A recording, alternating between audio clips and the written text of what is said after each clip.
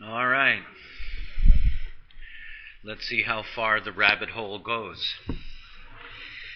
Welcome to day 9, the penultimate day in our annual gathering.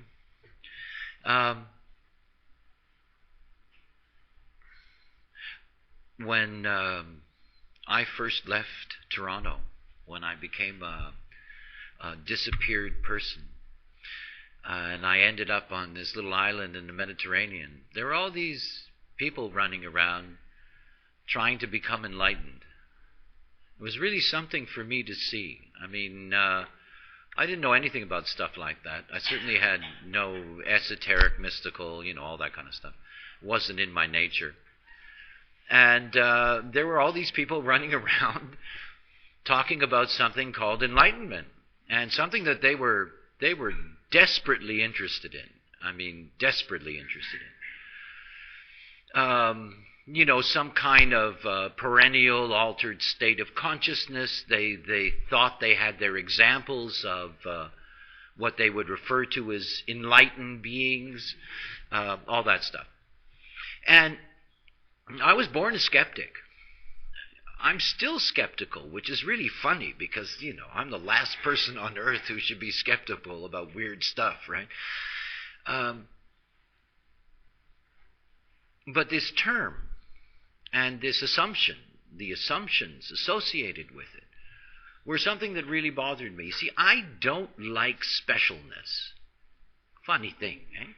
I don't like this concept that, there's only certain beings that can be special at something, or whatever the case may be.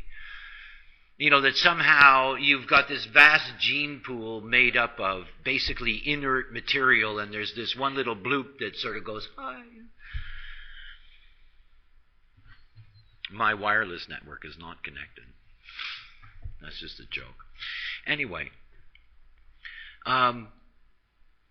when I finally came to grips with what had happened to me and was able to take a look at the mechanics and begin to explore it, one of the things that I recognized was that this fantasy, which was really a 7-centered trip, was something that was ordinary.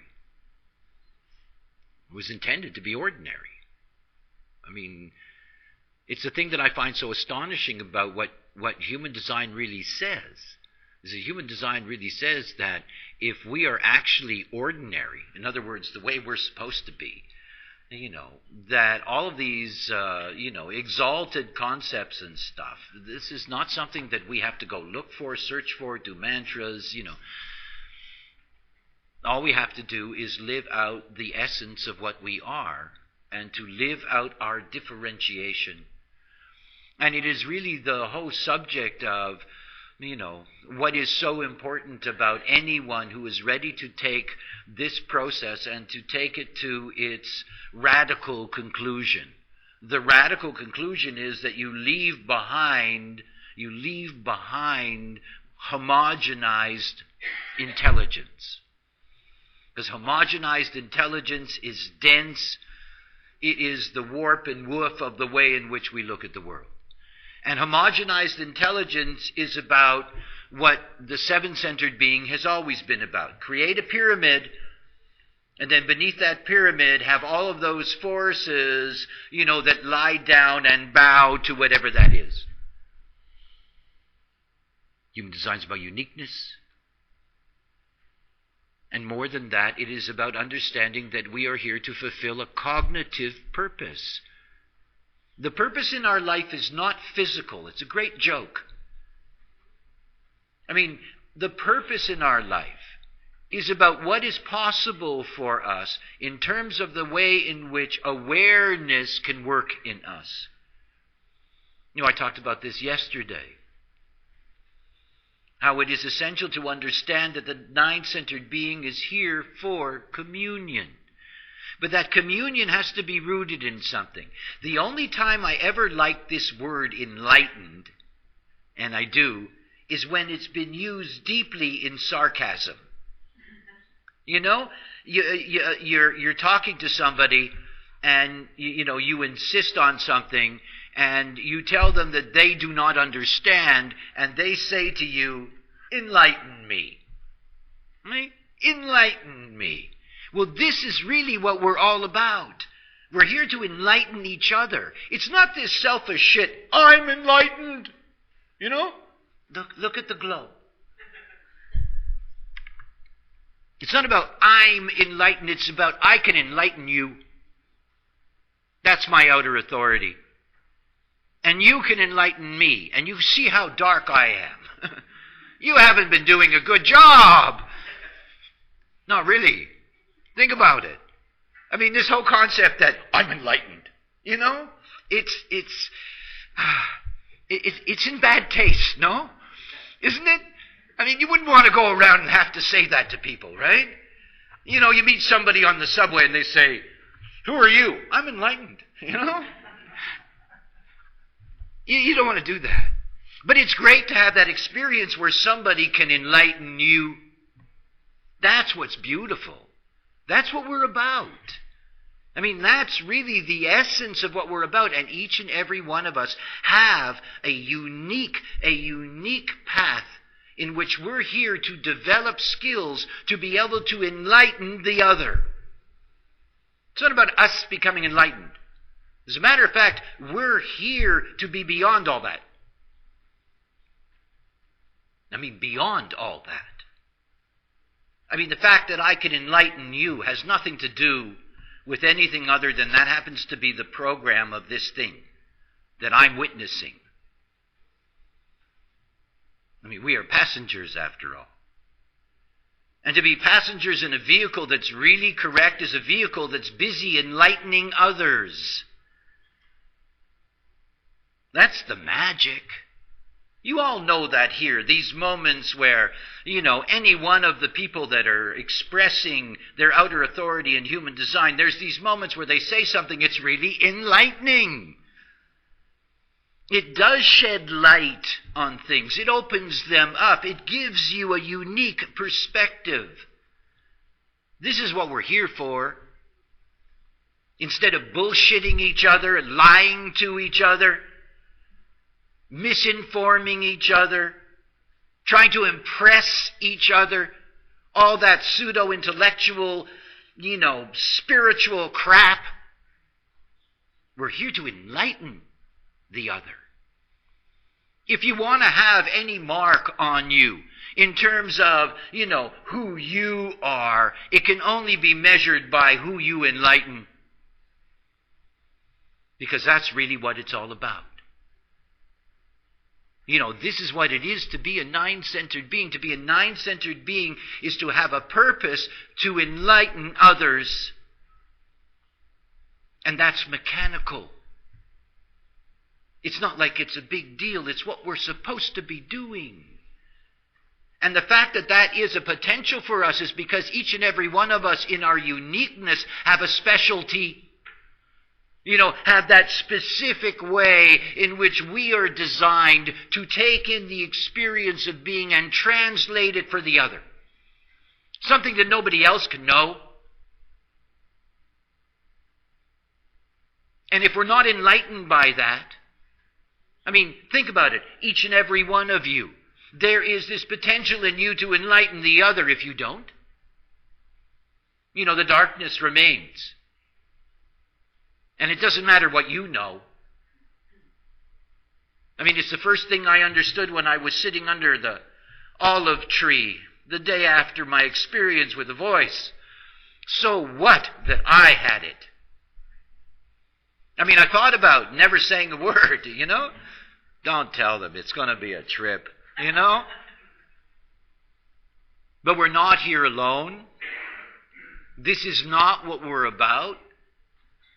And the first moment that I felt the real power of what had happened to me was the moment that I enlightened somebody about their design, even at the most primitive level at that time.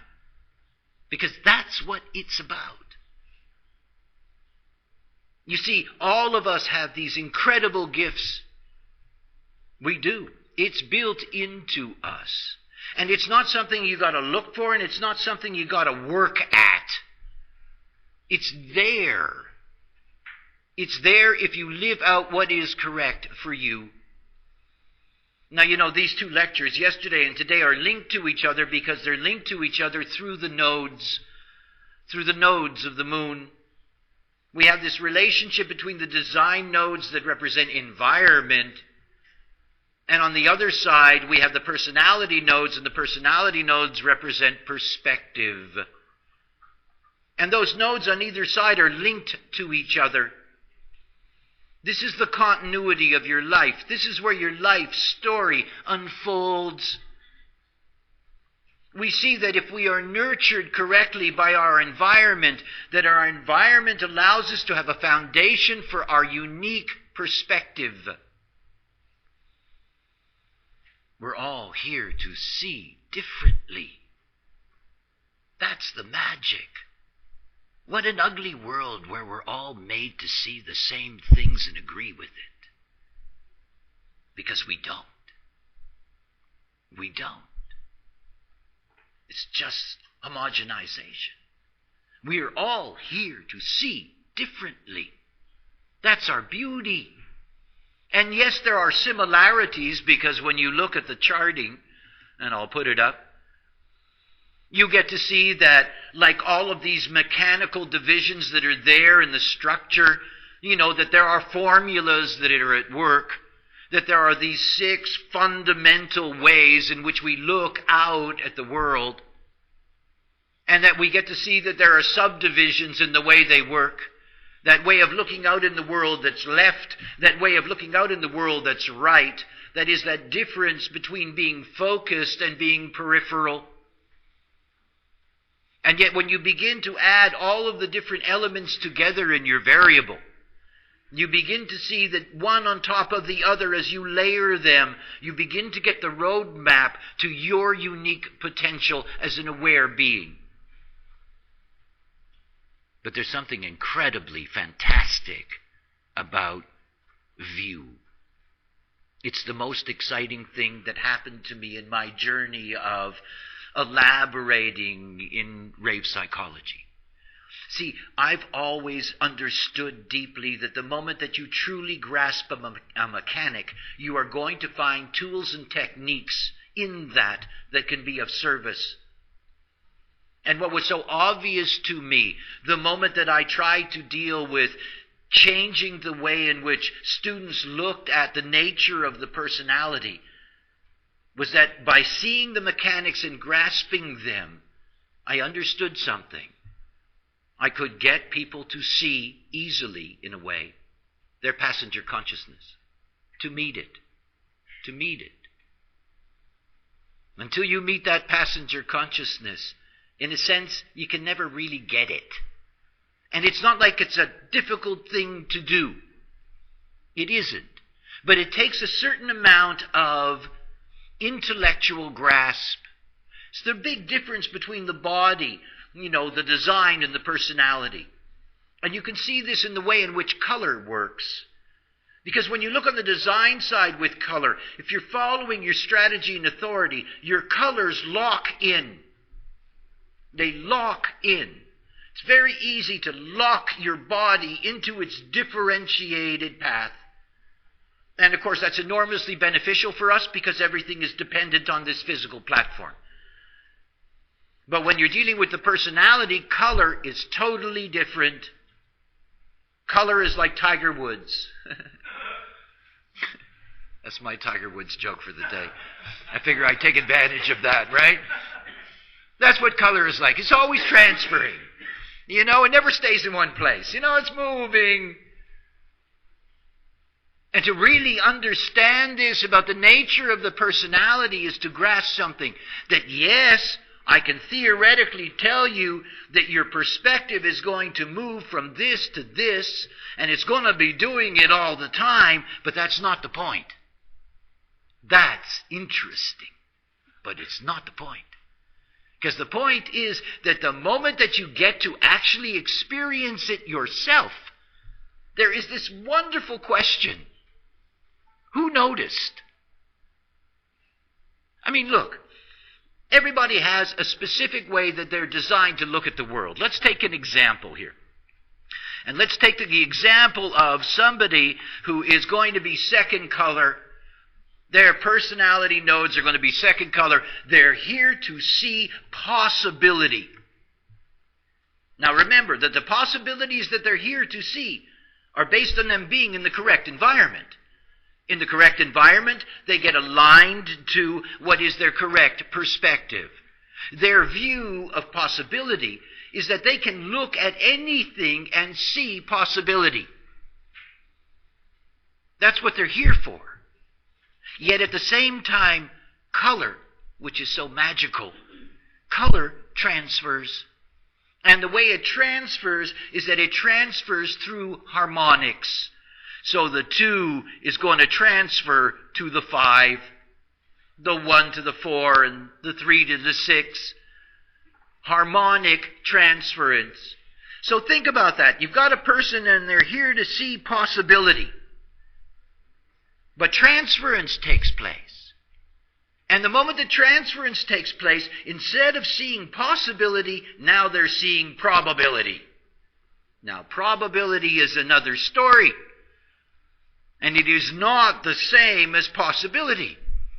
Now, a possibility person can see possibility in just about anything, which can be of great value, by the way. They can see the possibilities. But it doesn't mean that any one of those possibilities necessarily can turn into what the possibility indicates. As a matter of fact, it's this second color perspective that has given us the vastness of our fiction and our vision and all of this stuff. All of these possibilities, little green men with stuff and, all the possibilities. But when you transfer to probability, you take that possibility and you turn it into something else. This is like, the possibility is I could always win at the racetrack. It's a possibility, no? But it's not a probability. But when you see it as a probability and you go there, chances are you're going to lose all your money. Possibility can say, sure, there's a God. Why not? It's possible, no? Probability says, I don't really know about that. Probable? It's different. So think about this person. This person is always moving from possibility to probability and back again. So imagine what happens to them in the moment that they notice it. There they are watching their own process. There they are watching their mind, because what your mind is going to do is it's going to take your perspective, and that's what it works with. That's what your personality conceptually is going to work with, is what you're taking in and what you're looking at and the way you're looking at it, because it's the frame.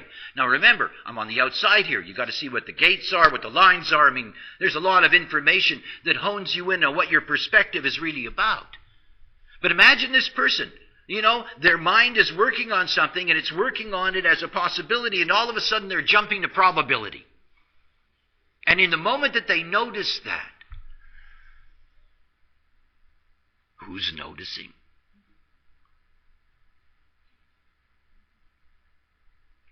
That's the most incredible thing to grasp. See, I've been doing this forever. I watch my mind transfer. Does it all the time. This is what it does. My perspective, is personal, 6 color. Basically, I'm here to see everything through my own particularly selfish framework. That's the way I integrate everything. It's the way I see. But then I transfer. And the moment I transfer, and I transfer to the 3rd color, is the moment that I'm looking out there and seeing who's winning and who's losing. And suddenly I'm concerned about what's going on out there. And it's so obvious to me in those moments where I have this shift take place in the way I'm looking at things.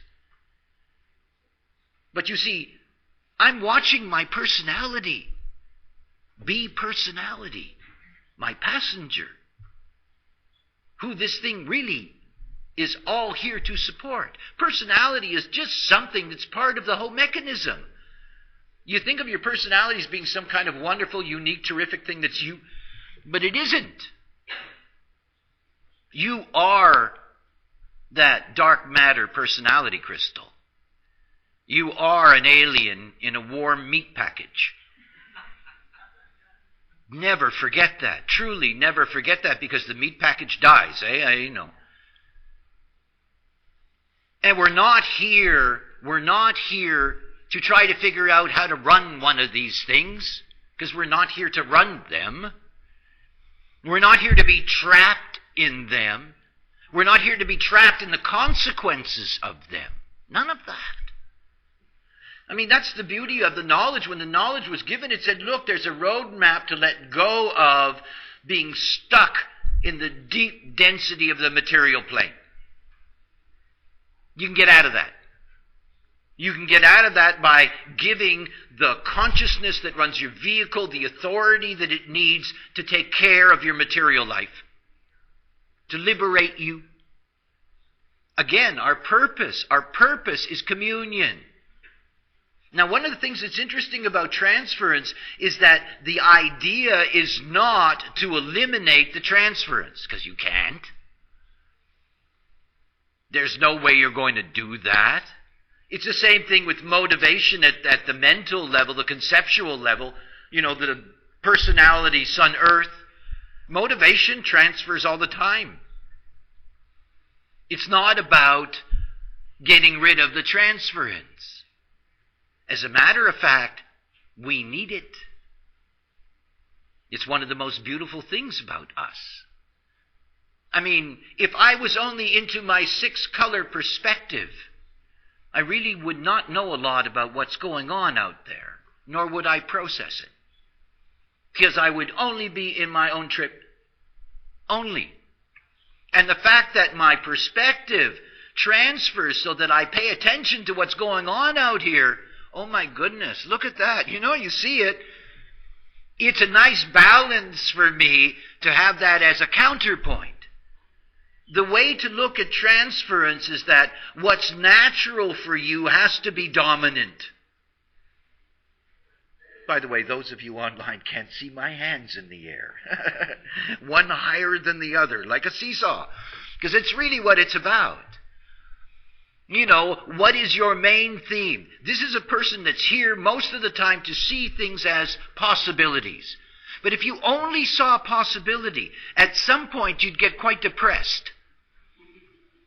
No, it's true. I mean, there's all this possibility and nothing's happening, and it's like, oh my God. I mean, there's these people, this is what they say all the time. You do need to be able to see that there are some probabilities. And it's also nice to see that some of those possibilities may become probabilities. It's balance. But it's a balance that is imbalanced. And to watch them go back and forth is your gateway. It's your gateway to being the passenger. Everything about this process is about being able to watch your personality in the same way you watch your body. We tend to separate them. See, for me, all of this is form principle. The personality is form principle. For me, it's all the same thing. I mean, in the end, it's all form. Eh? These are just mechanical things. It's not like the personality is some kind of, it's a construct. It's mechanical. And the moment that you get stuck in that, you really don't get it. Because you're not going to be able to see what you're truly here to see. You won't. You're here to watch your personality. You're here to be an audience of your performance in this life. This is the magic. It's being behind the veil. It's really literally seeing, I watch my personality construct all this, and I can go back and detail it in a chart. In the same way that I can detail the fact that you got an undefined spleen and it means this or that or whatever. It's mechanical. We are so deeply, deeply, deeply identified with our personalities. I mean, deeply identified with them. It's mine. It's not. It's a tool. I mean, this is the instrument that you have that's capable of enlightening the other. This is the tool. And you see, the most interesting thing for me about the incarnation of personality crystals is that ultimately they're here to enlighten each other. I mean, that's what we're here for. I mean, when you think about it that way, it's really quite beautiful. We're here to enlighten each other. That's magic. And it's not fuzzy spirituality, it's just mechanical. And you see, you can't get to this differentiated state if you're absorbed in your personality. Trying to control it and work with it and, all of this stuff. Doesn't work. You have to treat the personality exactly the same way that you treat everything else in design. It's just a mechanism. I mean, stop being so identified with your mind. It's the machine's mind. It's not yours. It's the machine's. It's the mechanism. It's the gas that comes out of the ass of the brain. It's a mechanism. And you see, we're not here to get caught in that. You missed the whole movie. I love watching the raw personality do its thing. I mean, it's fun. If I were to get involved in that, it would not be fun anymore. It just wouldn't. Because then you start thinking about what you think you should think about. And what you think you should think about turns into what you think you should do because you thought it. And you get into all that craziness. Oh, I'm not interested in that. I'm interested in watching the full performance and not interfering. See, we think the personality is the Holy Grail. We think this enlightenment business is the Holy Grail. It isn't. It's in the warranty of the machine we were given. It says, this machine can enlighten. If. Just if. If you follow all the instructions, you take care of it. Because that's basically what it is. I mean, we take all this so serious, And we take it seriously because we think we have a responsibility. Particularly people who are spiritual. I mean, they're heavy people, right? Serious business. Well, it's only serious if you're identified with that personality. It's an incredible joke the moment you're not. Because it's not like you can do anything about it. It's going to be what it's going to be. See, we're here to be able to take in the full experience. When you are able to watch the personality function, this is the moment where you get the enlightenment buzz, What I prefer to just call awareness. How magical it is to be aware. Most people think of awareness as an external thing in the sense that you as a being outside of this shell, beyond the aura, you're aware of, This is the awareness that goes to the depths. It stands behind the whole process. It is aligned to, in fact, what we are. We're crystals of consciousness embedded in complex vehicles. And our process here is all about experiencing that fully. See, the moment that we're sitting back experiencing fully, the vehicle is doing its job, guaranteed. That's the moment when you realize that you don't have an incarnation cross, you are it. A very different thing. I was not a clarion till I became a clarion, eh? All these things that are there that are embedded in the information, all of this happens if you allow it to happen. It's one of those things at the very beginning of my process that I also encountered a great deal of, this word, surrender, which I always thought was what Indians did to cowboys. This kind of thing. Surrender, okay, I give up.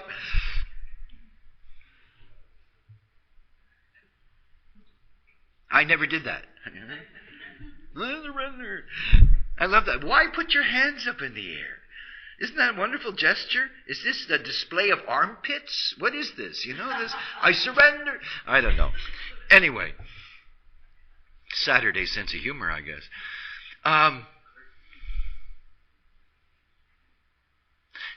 If you follow your strategy and authority, you're already a surrendered being.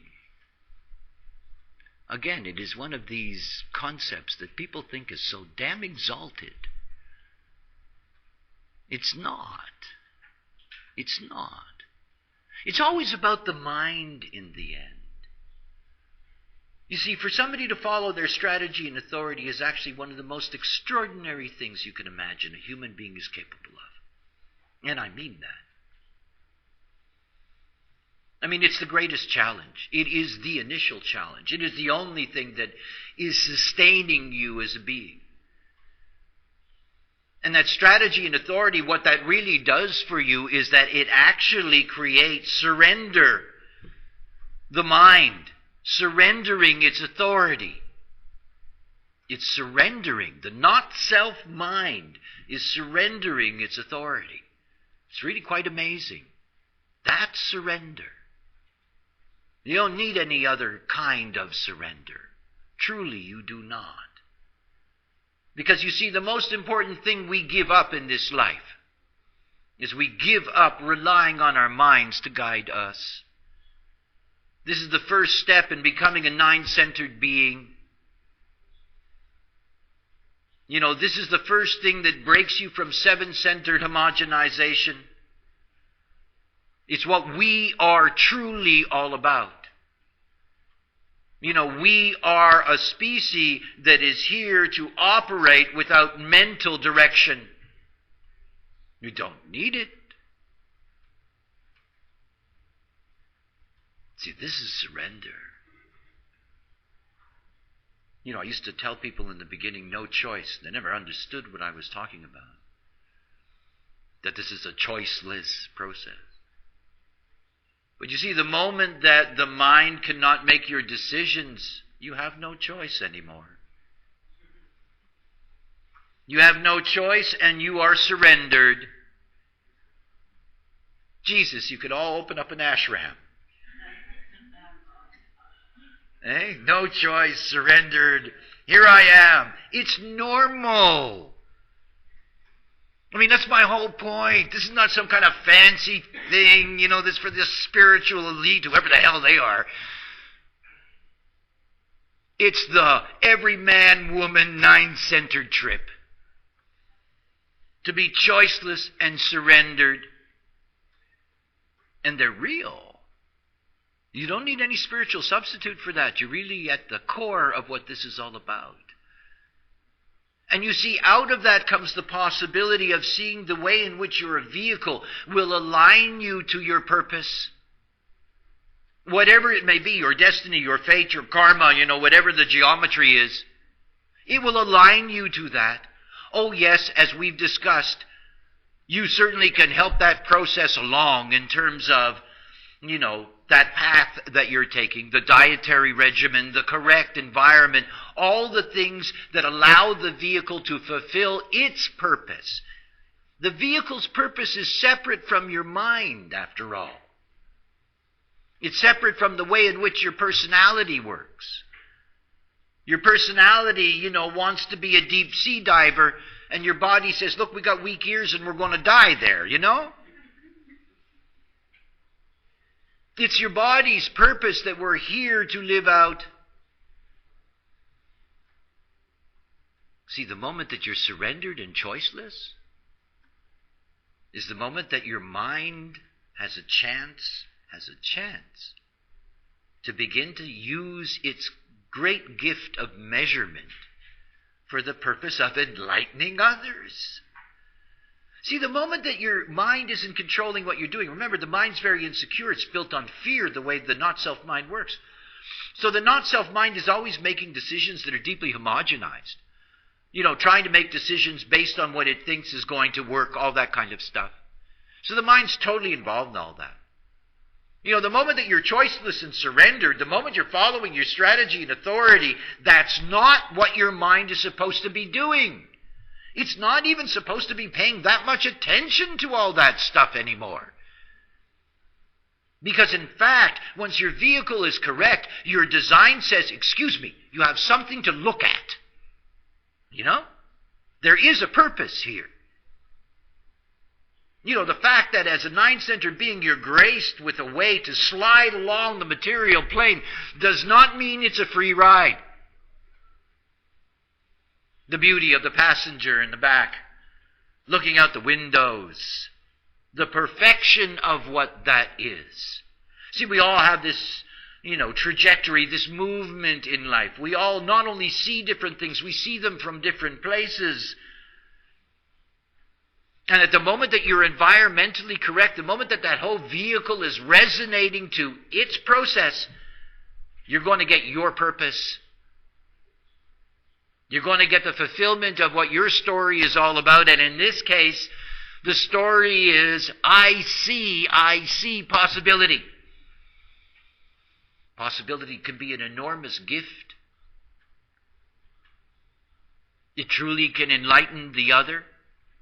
When you look at twos anyway, any level you look at twos, in the genetic continuity, second line, second color, second tone, there is a gift there. There is always a gift there. A gift in a sense for the unexpected, a gift for the possibility of being able to be open to just the right thing, the talent that is potentially there. To see the possibility in things that other people could never see the possibility in. Never see it.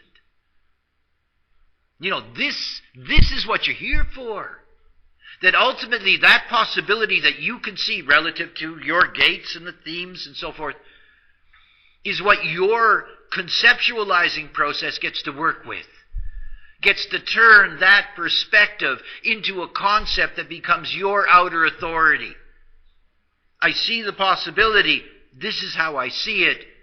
And that possibility for the other may be the one transforming thing in their life. They say to you, is it possible? And you say yes or no, whatever the case may be. The magic that is there. But it's more than that. It's about understanding that the articulation of possibility opens up the full spectrum of what our planet and our intelligence can deliver. It's quite an incredible thing. It truly is. It's also something to understand that each and every one of us, in the way in which we look out in the world, that we're fundamentally different at a basic binary. That difference between being left, being focused, and being right, being peripheral. Now, I'm 3 parts left and 1 part right in my variable. And where I'm right is right here. So, this is me over here. I'm on the right. What that does for me is that it allows me to see all kinds of things that nobody else sees. I can see things you can't see, and it's not just me. Anybody who has my variable, that is the gift inherent in it. That you can see what other people don't see because you take in the full periphery. All of it. If you're left, you've got this focused way in which you're looking. And there's no better or worse. Please understand that. There is just difference. That being that sees the possibility through one aspect of it. The other that takes in all the possibilities and yet still has to wait for the opportunity to release that as a right being. The left and the right. The perspective, each and every one of us have a unique configuration. All right, let's take a look at it for a moment. you can see that, again, there is this basic division between the lower and the upper. And when you're looking at the lower colors, the first color is survival. Survival. This is somebody who is able to look out at the world and be able to see what works and what doesn't work, what's fertile, what isn't. And all the things that are related as an example to, like, first line themes of fear and investigation. So you have, each and every one of us have this unique way. I mean, in all honesty, if you took all of us, put us at the side of the road, staged an accident, if we were all correct, we would all give a totally different story of what we saw. And it doesn't mean that any of our stories would conflict with each other. They wouldn't. They would simply be unique angles and perspectives upon which that thing was experienced. And ultimately the way it was expressed as an outer authority. But you can see what happens to beings. They transfer. And the more not self you are, the seesaw changes. Instead of what is correct for you dominating and having the transference as a way that gives you perspective, suddenly it's switched. That the transference is much more dominant and powerful, and what's correct for you is only there as a counterpoint. You begin to get lost. You begin to get caught up in what is not correct for you, and it is not truly what you're here to see, and it distorts the way in which you're going to conceptualize. See, these are things to understand. One of the things that is so... I look out in the world. All these people, so many human beings wonder why it is so, inefficient. Let's put it that way. This planet of ours. But I want you to think about something. I have a third color, Sun Earth. I'm here to be a leader. My transference is to the sixth color, which is about innocence. And it's about not being a leader at all. It's about standing back and just watching the movie, letting things happen. Now think about transference.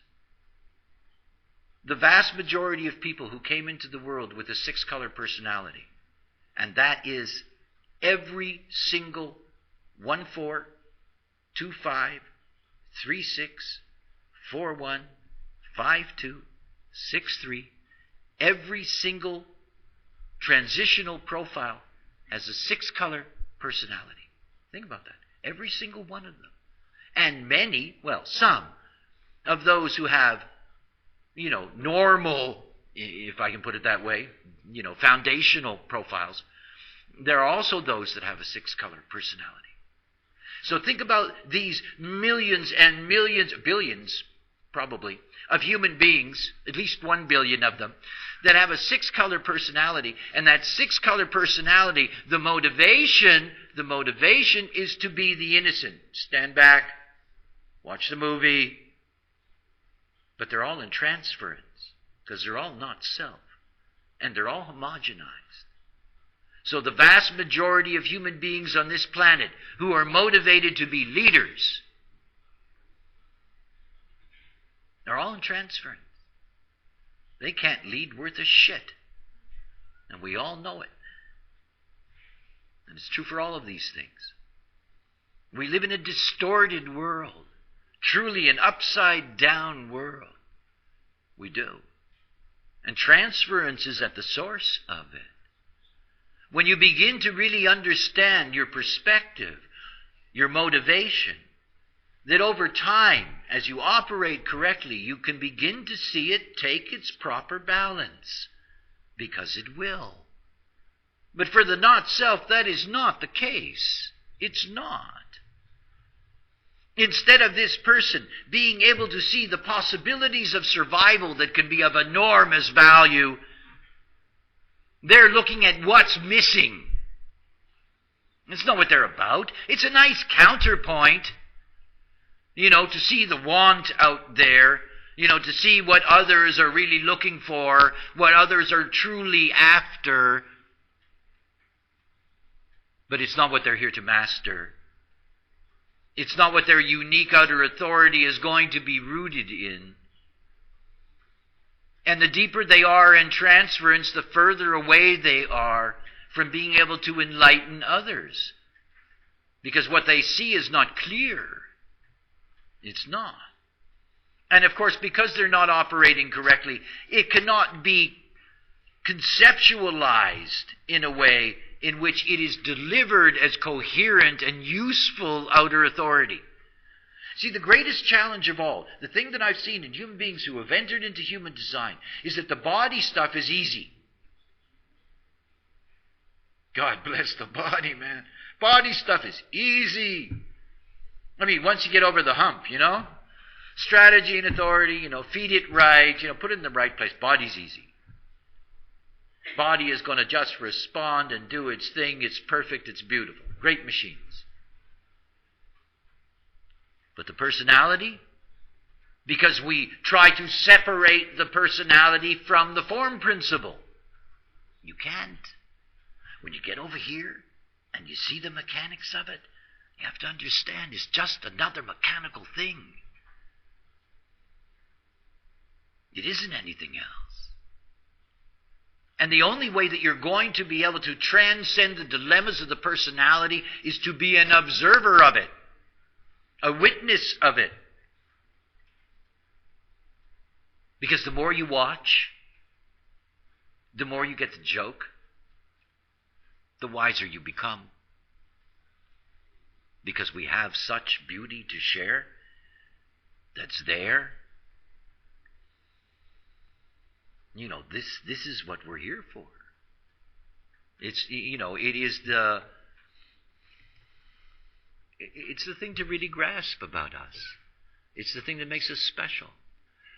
It's why, despite everything that I see in the world, that I continue to hold out possibility, in that sense, for human beings. Because I see that it doesn't take, some kind of serendipity. That these are mechanical things, that we can approach them. But that when it comes to the personality, it is much, much, much more complex. We're so deeply connected to our personality, so attached to them. It's hard to see them in the same way that we can look at our physical mechanisms. But you need to. You need to see it's all part of the package. We're not the package. We're not. I mean, that's as spiritual as I get, We are not the package. And the moment that you can truly get to that place that you allow the package to demonstrate it to you. I'm 23 years not interfering with Ra Uruhu. Because that's really what it is. I don't interfere. My personality is not involved in correcting me. All that stuff, whatever it is. It's just experiencing what this thing is. I'm not attached to this personality, not attached to the way in which the personality operates. I can't take any credit for what it thinks. It's really nice that it seems to do, interesting things, that it may enlighten you, that it's bright, that it's this. It's not like there's any part of me. I don't think you can ever slap a crystal on the back, because I think they're too tiny anyway, and I don't think you'd get there. As a matter of fact, I think they're so tiny they go through the spaces between the spaces. I can't take credit for any of that. I can't. I mean, that's the greatest joke of all, is to get to the point of the only thing that I can say is thank you. I don't even know who I'm saying thank you to, because I'm not really saying thank you to anyone other than to, I guess, my own crystal. It's like, oh, okay, thanks. Because there isn't anything else. There is this vanity that we have, that we're really in the end, that we're really in, they're ours, that we're in charge of these things, that, they do what we want them to do. We don't. And you see, we think our minds are liberated and free. I can think about anything. I can look anyway, all this stuff. It's crap. We're all locked into these formulas. And it isn't to diminish them. I like the Raw movie. It's okay. It's not about diminishing them. It's not about the mystery disappears. It isn't. As a matter of fact, in many ways it goes deeper. This wonder. This magical juxtaposition of the hot atomics and the cold dark matter and the wonder of this juxtaposition and these insane neutrinos. And when you see it all like that, it's sort of like, wow, okay, let's have a ride. This is what we're about. And at the same time, there is this extraordinary thing that is possible for us in the way in which we bond with each other. If everybody in your life enlightened you, wow, you'd be blissed out. I mean, wouldn't it be incredible? Eh? Guy comes to the door, knocks on the door to do repairs, opens the door, instantly enlightens you with some perfect little piece of wisdom for the day. Whatever it may be. I mean, it doesn't matter what it is. The pizza guy, it doesn't matter.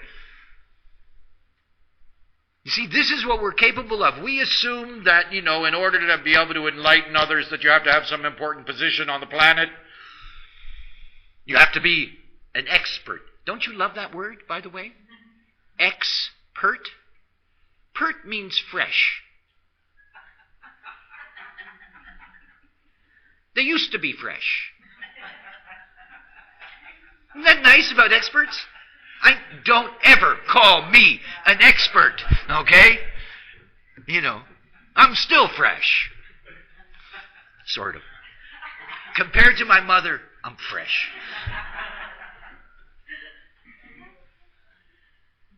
See, we are so different. See, we're very intelligent creatures, and no question about that. It's the thing that makes us so unusual is the potential that we have. And then we get given such an unbelievable gift of being able to see all these mechanical things. I mean, this is really the reward at the end of the game. It's really a chance to see the whole historical joke, because that's all it is. It's like all of these beings that want to find some way in which all of this has meaning. I love that. The meaning of life. Eh? Isn't that a great expression? The meaning of life. I sound like George Carlin this morning. Eh? Bless him. The meaning of life. Excuse me. There is no meaning. I mean, if you're looking for one, you might as well make one up. Eh? Because at least that's going to be fun. You can write your own story. The meaning of life by me. Whatever that is. There is no meaning to all of this. It is what it is. It's an evolutionary track racing, at least that's what we call it, racing along. It's sort of mutation on fire forever, because that's basically what it is. And it's all happenstance. I mean, it's not like there is a divine purpose out there. There's just the box you got dropped into. Because the true purpose has nothing to do with what goes on, in the obviousness of the Maya. It's not about that. It's not like we have to, and, It's not like that at all. It's the joke. It's the thing that sets you free. At least it set me free. See, the moment I thought that there was a reason, and I did in the beginning, I assumed, which led to my early nihilism, is there really one, And if there is one, then there's a plan, and if there's a plan, there's this and that.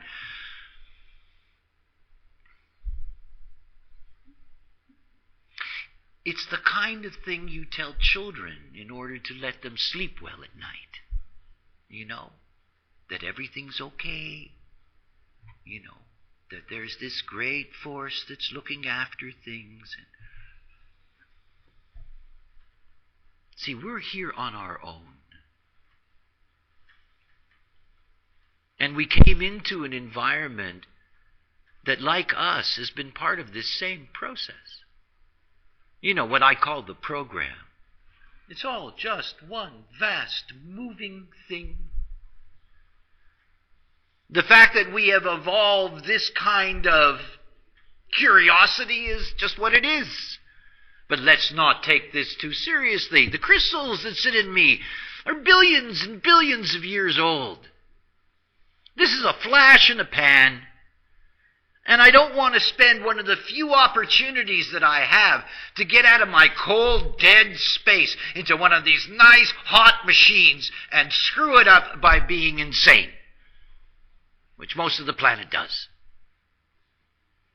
because they're fabulous. It's all about us accepting the choicelessness, accepting surrender, in order to really be of service.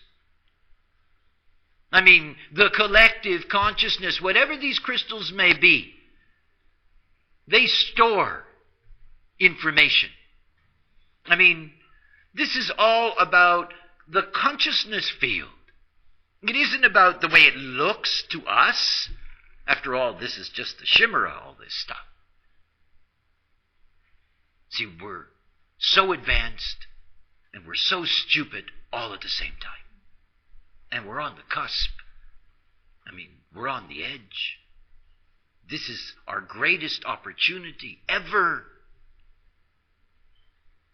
to be really able to let go and to see what this ride is really all about. All of these things that we have, the roles that we have, and our cross, and our this, and our that, and all of this stuff, they're perfect mechanisms for the release of awareness. You know, this is our whole point, is to get to this place where we enlighten the other. This is what it's about.